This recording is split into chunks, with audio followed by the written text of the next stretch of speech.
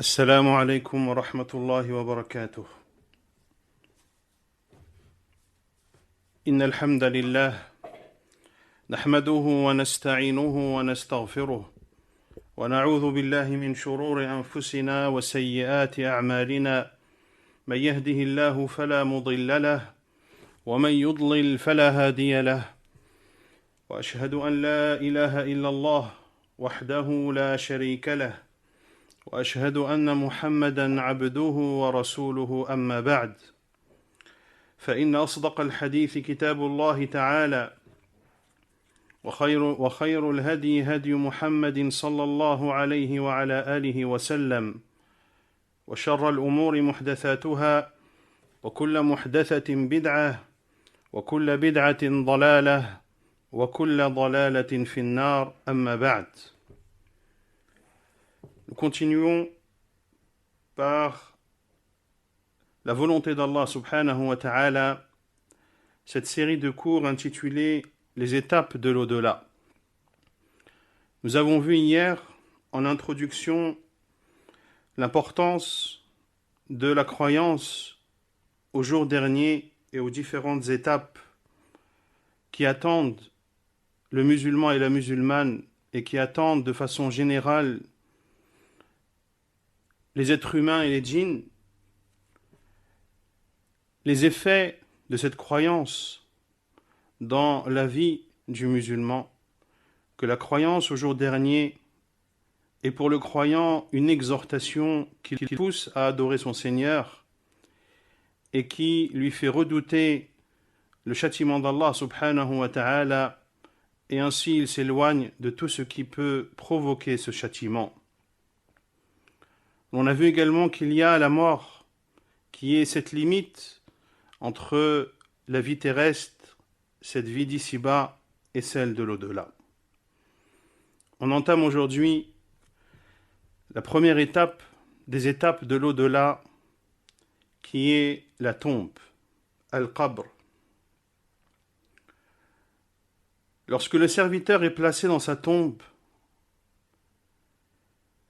il subit une compression.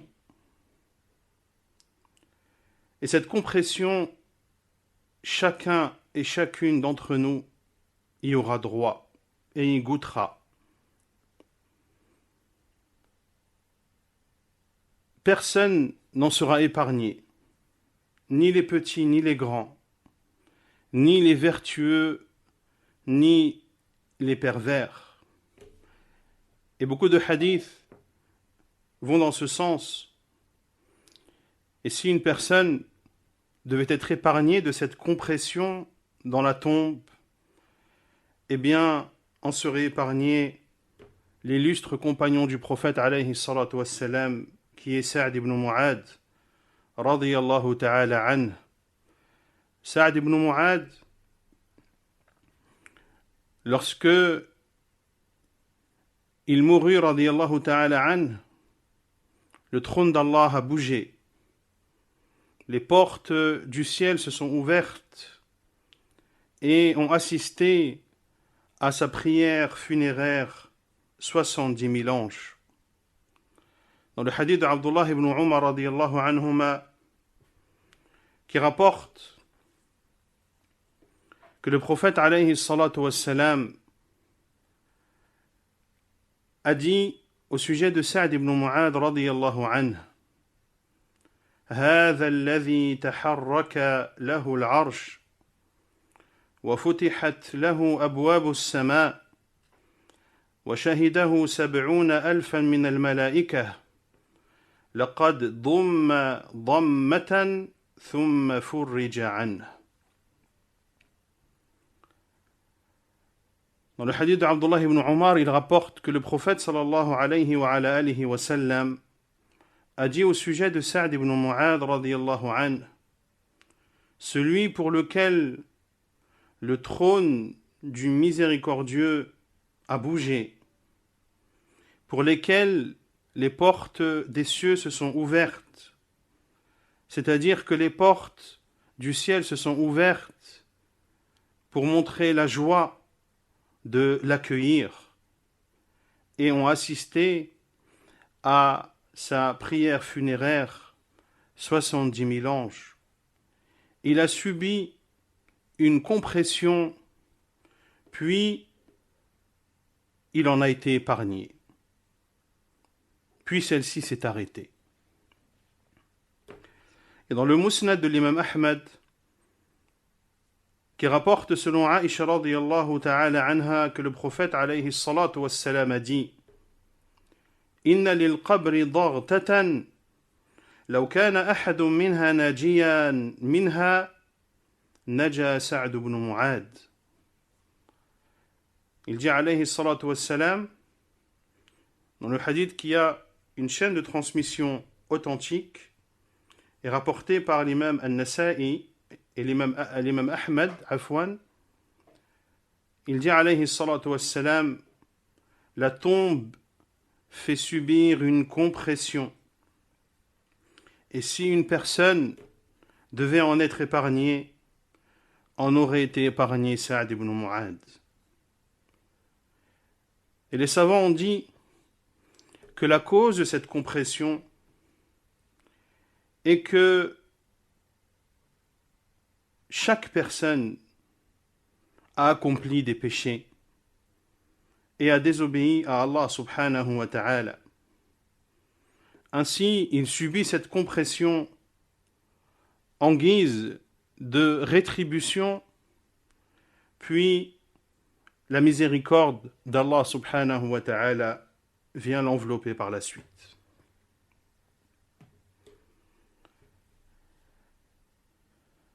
La tombe est un endroit obscur. Dans le hadith d'Abu Hurayrata radiyallahu anhu, ce hadith populaire et connu dont vous avez sûrement entendu parler à plusieurs reprises, de cette femme qui prenait en charge le nettoyage de la mosquée du prophète alayhi salatu wassalam. Et il y a un doute sur cette personne, est-elle une femme ou un homme? Le prophète alayhi salatu wassalam ne l'a plus vue. Il a demandé après elle ou après lui, et ses compagnons radiyallahu anhum lui ont répondu qu'il ou elle était décédé. Et le prophète alayhi salatu wassalam leur a dit: Afala kuntum adhantumuni? Pourquoi ne m'avez-vous pas prévenu?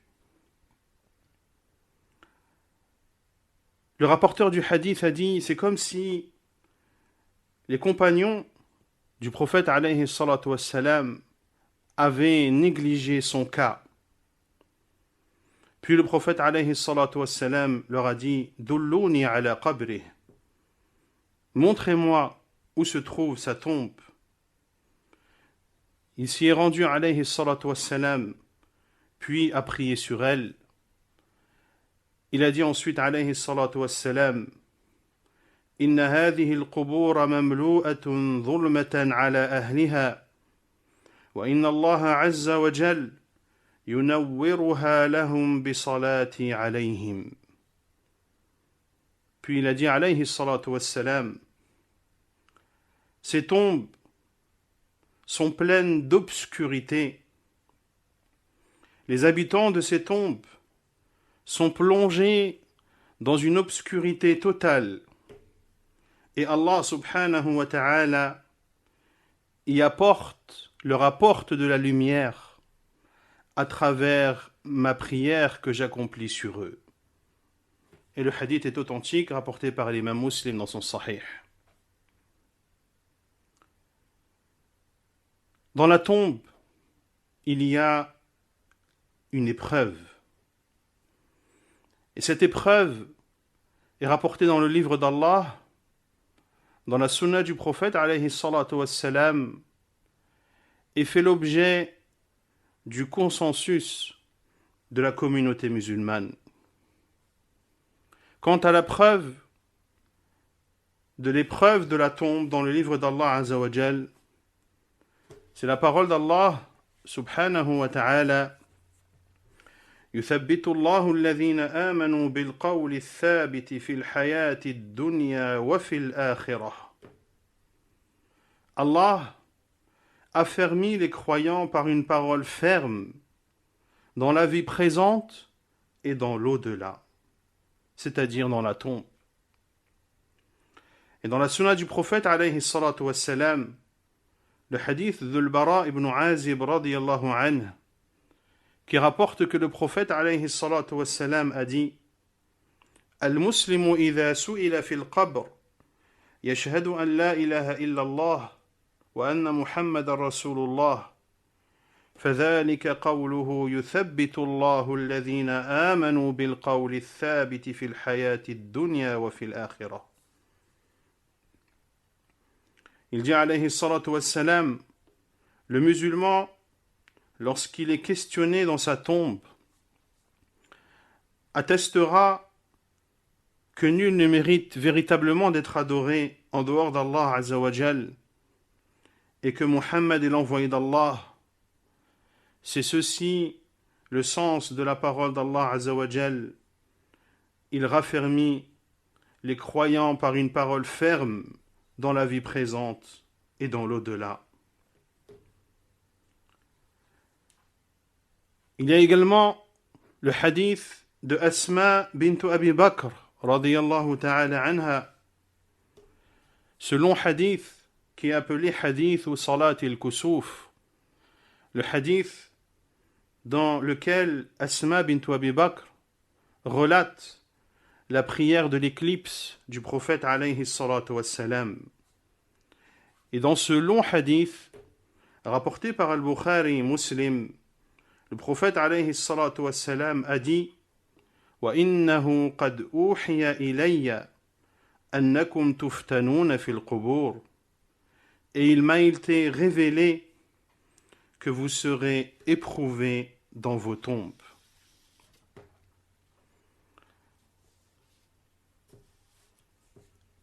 La preuve également dans la sunna du prophète alayhi salatu wassalam de l'épreuve de la tombe, le hadith de Aïcha radiyallahu ta'ala anha, qui rapporte que le prophète alayhi salatu wassalam avait l'habitude de dire et d'invoquer Allah Azza wa Jal en disant: Allahumma inni a'udhu bika min al-kasal wal haram wal ma'tham wal maghram wa min fitnati al-qabri wa adhab al-qabr. Il disait alayhi salatu wassalam, comme le rapporte l'imam al-Bukhari et Muslim dans leurs deux sahih, il invoquait Allah Azza wa Jal en disant: Ô Allah, je demande ta protection contre la paresse et contre la vieillesse. Et ici les savants ont dit, cette vieillesse dont nous demandons la protection d'Allah Azza wa Jal contre celle-ci, c'est la vieillesse dans laquelle les sens, la force, la raison de la personne sont altérés. Quant à la vieillesse qui ne signifie que avoir une longue vie en ayant une santé qui n'est pas altérée, en ayant une raison qui est toujours présente, eh bien, une telle vieillesse, nous devons demander à Allah Azza wa Jal de nous l'accorder. Ainsi, le prophète sallallahu alayhi wa sallam a dit: les meilleures des personnes est celle dont la vie est longue et les bonnes œuvres nombreuses. Le prophète alayhi salatu wassalam disait donc: Ô Allah, je demande ta protection contre la paresse, la vieillesse, les péchés et l'endettement, ainsi que la tentation de la tombe et le châtiment de la tombe. Ici, le prophète alayhi salatu wassalam a cité l'épreuve de la tombe et le châtiment de la tombe, qui sont deux choses différentes, deux choses distinctes. Quant à l'épreuve de la tombe consiste à ce que deux anges viennent à la personne pour lui poser trois questions. Qui est ton Seigneur? Quelle est ta religion? Et qui est ton prophète? La preuve de cela est entre autres le hadith de Al-Bara ibn Azib radiyallahu anhu, un long hadith dans lequel le prophète alayhi salatu wassalam nous parle justement de ces questions qui seront posées à la personne dans sa tombe, lorsque cette personne est croyante et lorsqu'elle n'est pas croyante. Quant aux croyants, le prophète alayhi salatu wassalam a dit فَيَأْتِيهِ مَلَكَانِ فَيُجْلِسَانِهِ. Les deux anges viendront à cette personne et le feront asseoir et lui diront: qui est ton Seigneur? Il dira: mon Seigneur est Allah. Ils lui diront: quelle est ta religion? Quelle est ta religion? Il répondra: ma religion est l'islam. Ils lui demanderont: quel est cet homme qui a été envoyé vers vous?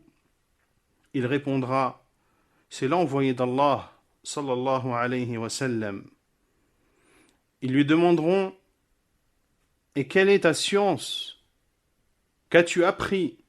Il dira: j'ai lu le livre d'Allah et j'y ai cru, et j'ai considéré tout ce qu'il y avait dedans comme vrai.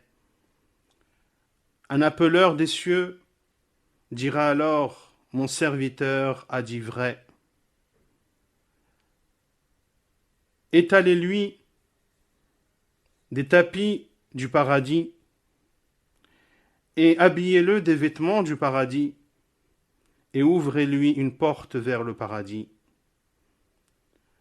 Al-Bara ibn Azib a dit, le prophète alayhi salatu wassalam a dit: la quiétude et la sérénité du paradis lui parviendra, ainsi que sa bonne odeur, et sa tombe sera élargie aussi loin que porte le regard.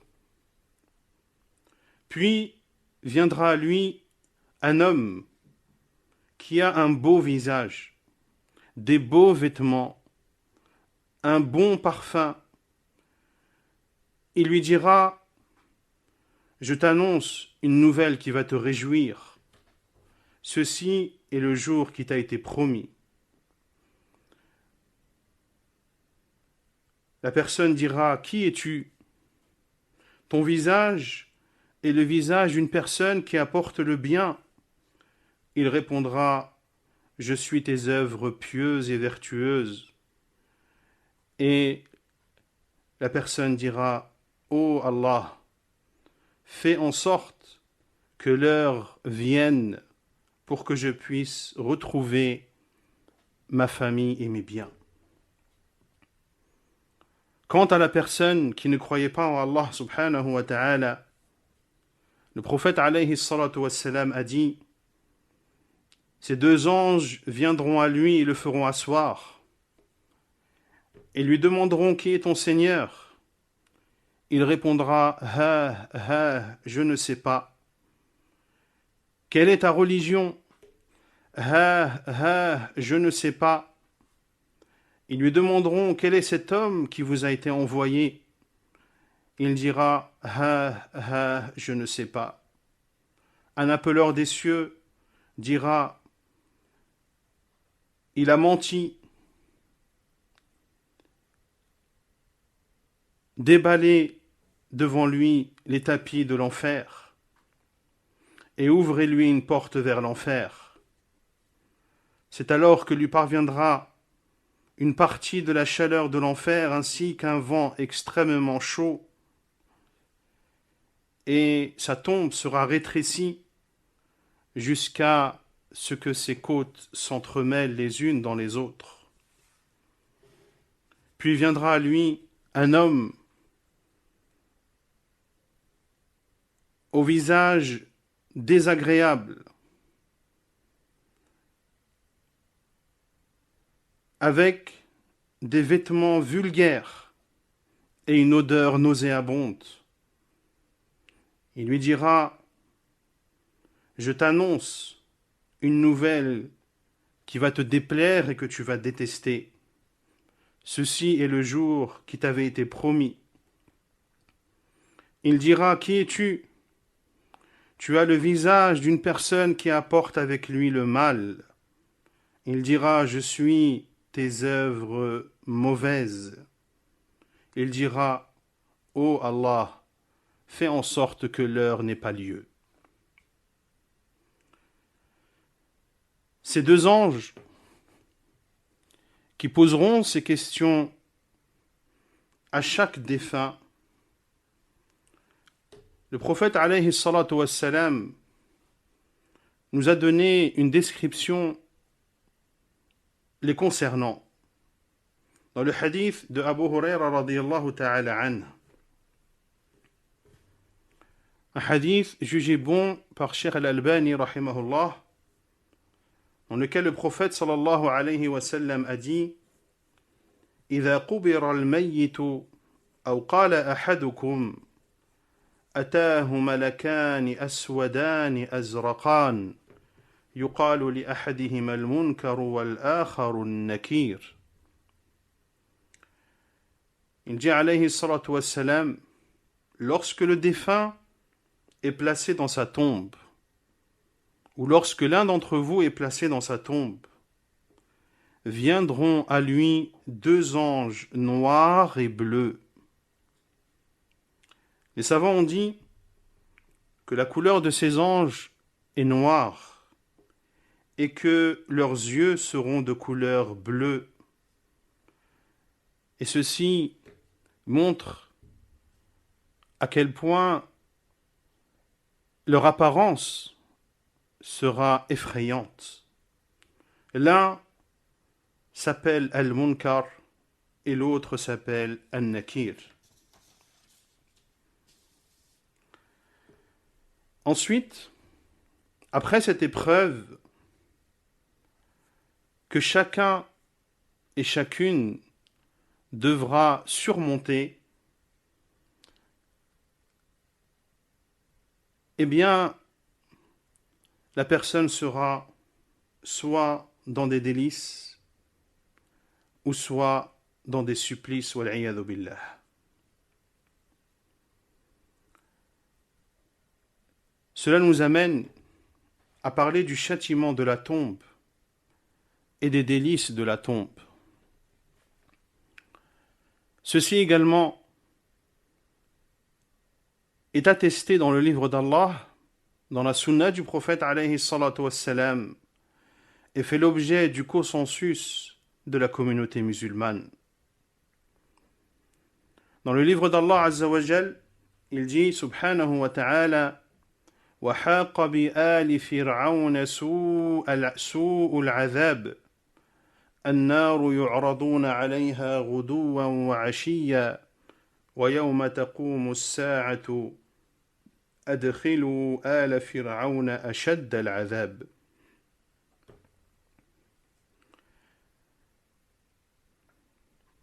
Alors, le feu auquel,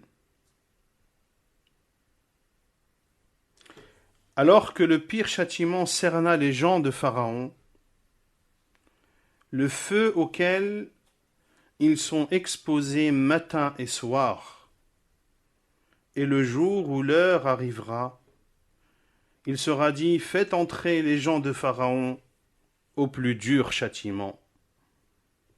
Ils seront donc exposés au feu matin et soir, avant l'arrivée de l'heure, et avant leur entrée en enfer. Cela prouve qu'il y a un châtiment qui aura lieu avant l'arrivée de l'heure, et ceci ne peut avoir lieu que dans ce monde appelé Al-Barzakh, le monde de la tombe.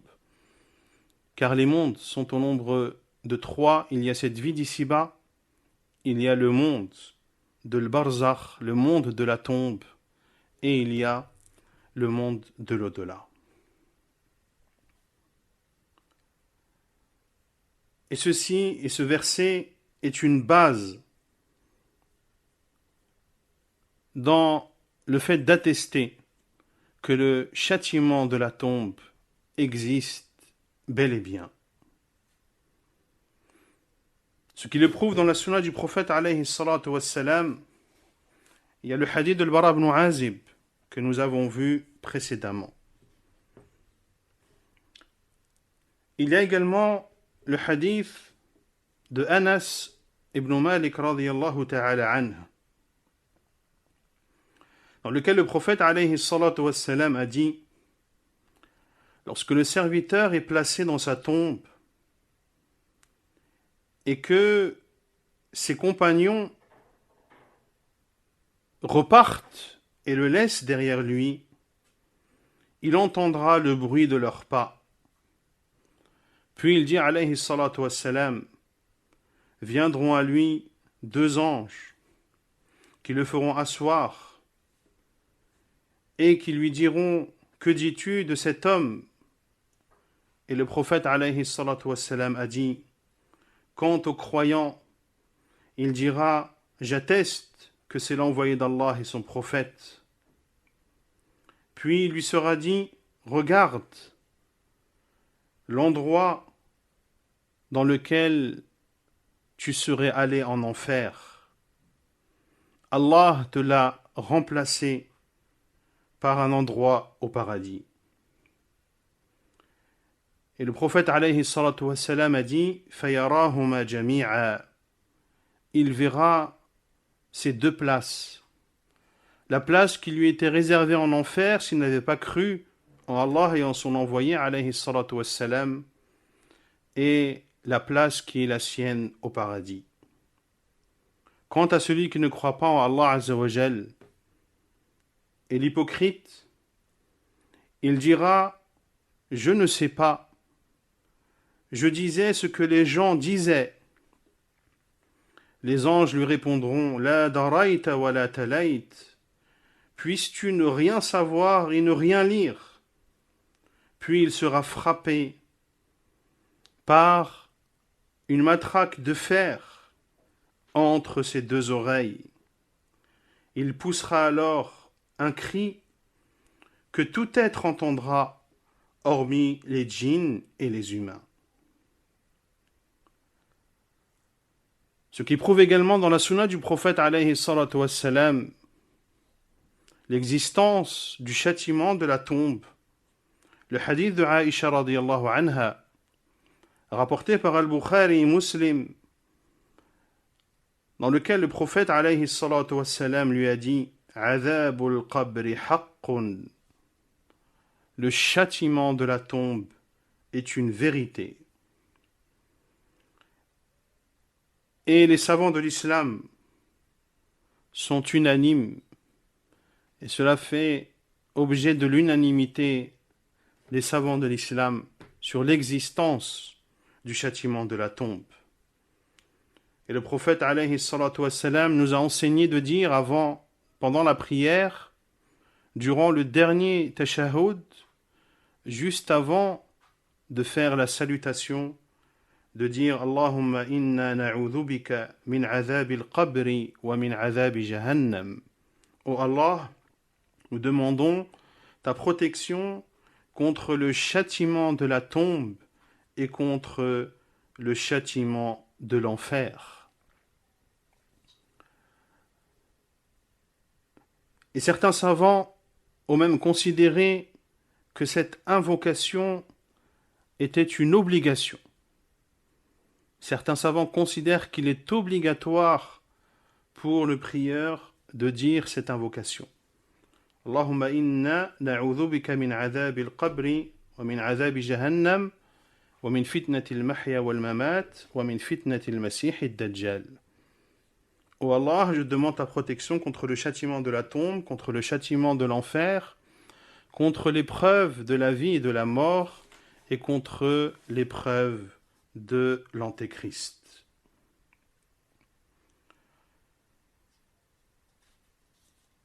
Ce châtiment de la tombe,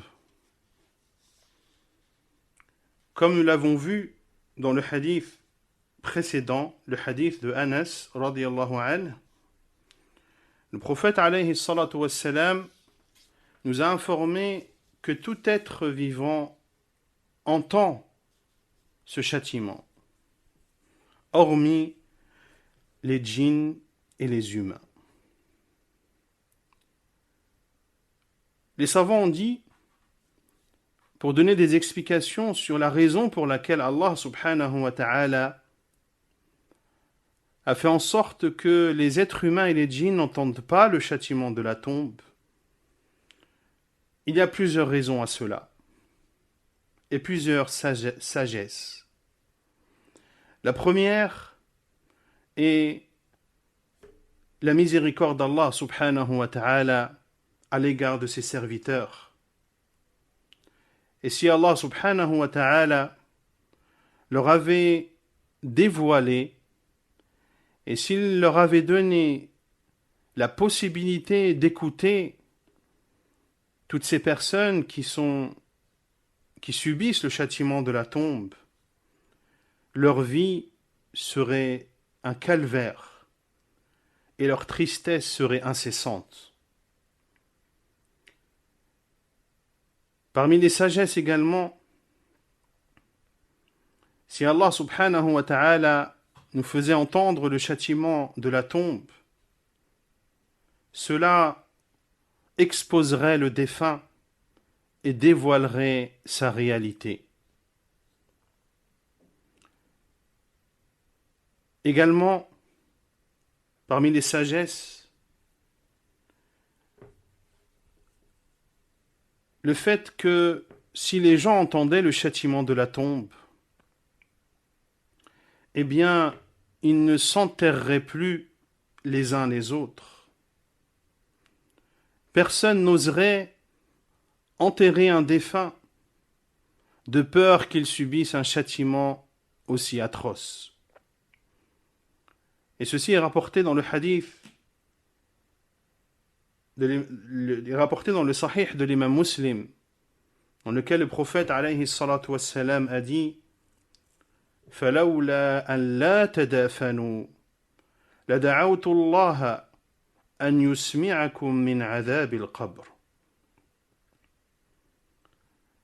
Il dit alayhi salatu wassalam, si ce n'était le fait que vous ne vous enterriez plus les uns les autres, j'aurais invoqué Allah afin qu'il vous fasse entendre une partie du châtiment de la tombe.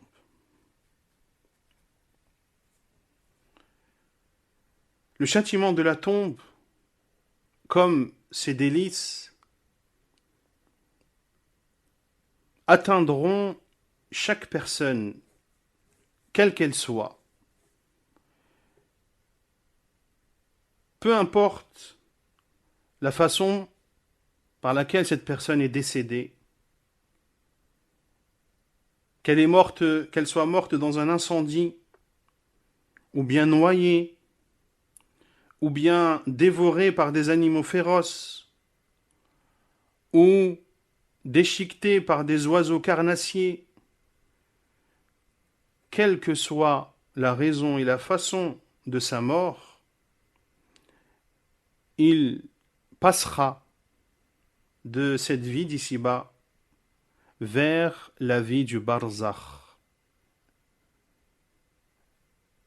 vers la vie de la tombe, et ceci qu'il soit enterré ou non.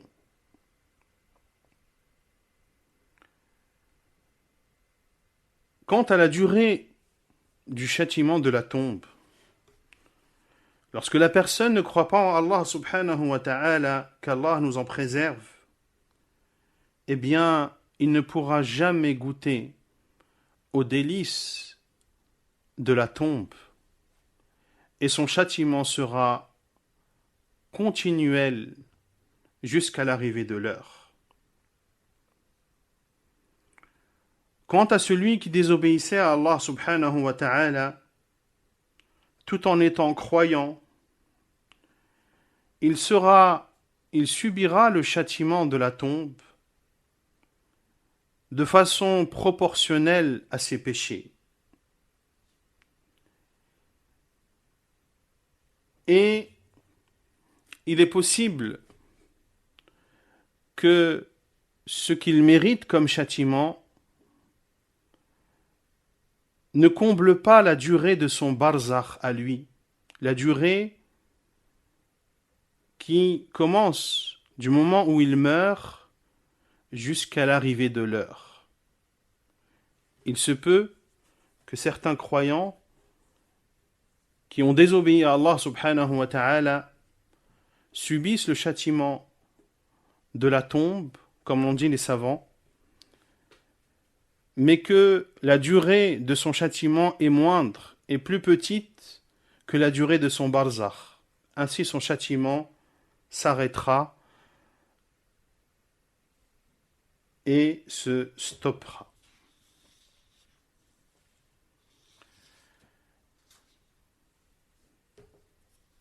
Il y a des causes, des actes qui provoquent le châtiment de la tombe, wal-'iyadhu billah.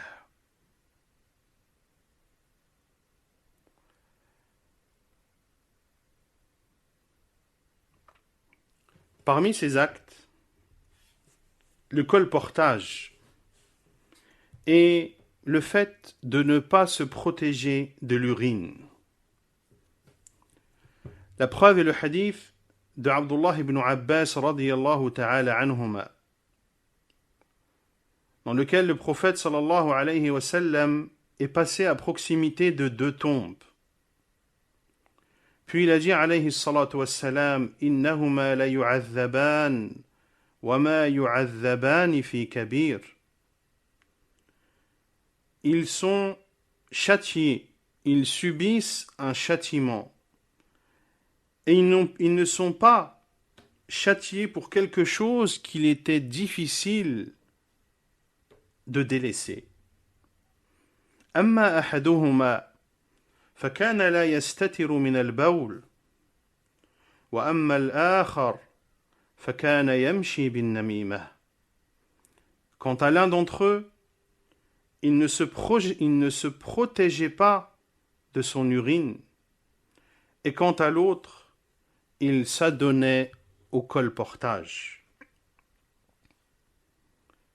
Le colportage, qui signifie le fait de transmettre des paroles, même si elles sont vraies, d'aller voir une personne et lui dire « un tel a dit telle et telle chose », même si ce qu'il rapporte est vrai, mais il colporte les paroles dans le but de semer la zizanie, dans le but de semer le désordre entre les musulmans. Et ceci fait partie des grands péchés en islam. Le prophète alayhi salatu wassalam a dit « La yadkhulul jannata qattat » Le colporteur n'entrera pas au paradis. Le premier donc ne se protégeait pas de son urine. C'est-à-dire qu'il ne se protégeait pas des éclaboussures et ne mettait pas en œuvre et ne faisait pas le nécessaire pour ne pas subir les éclaboussures de son urine. Cela signifie aussi que lorsque de l'urine tachait ses vêtements, il ne s'empressait pas de le nettoyer, de verser de l'eau dessus et de le frotter. Ainsi, celui qui se protège et qui fait de son mieux pour éviter les éclaboussures de l'urine, et lorsqu'il voit que son vêtement est taché d'urine, il s'empresse de la laver, celui-ci n'entre pas dans ce hadith du prophète alayhi salatu wassalam. Nous nous arrêtons ici pour aujourd'hui, incha'Allah ta'ala, et nous continuerons vendredi par la volonté d'Allah subhanahu wa ta'ala de citer les autres actes, les autres péchés qui provoquent le châtiment de la tombe que le musulman doit absolument éviter de façon générale